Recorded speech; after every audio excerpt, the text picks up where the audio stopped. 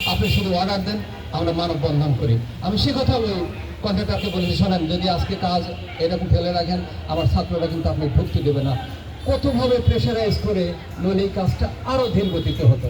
আমরা এত সুন্দর শহীদ মেরা এত দ্রুত গতিতে আমরা পেতাম না। তোমাদের আবারও ধন্যবাদ বাবা। এখন এত সুন্দর একটা পবিত্র স্থাপনা, এই স্থাপনা আমরা যেমন তৈরি করতে পেরেছি, এই স্থাপনার পবিত্রতা রক্ষা করার দায়িত্ব তোমাদের সবার।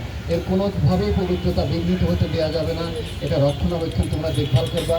এই ক্যাম্পাসটা তোমাদের, এই ক্যাম্পাসের প্রত্যেকটি জিনিস তোমাদের। সুতরাং তোমাদের উপর আজকে আমি এইটা ভার ছেড়ে দিলাম।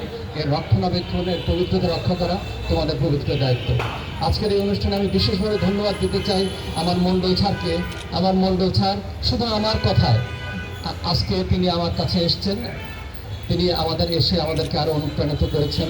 আমি তাকে ধন্যবাদ দিতে চাই।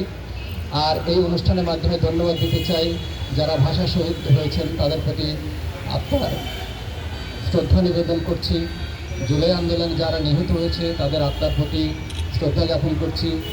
৭১ সালের মুক্তিযুদ্ধে যারা শহীদ হয়েছেন তাদের আত্মার প্রতি গভীর শ্রদ্ধা নিবেদন করছি।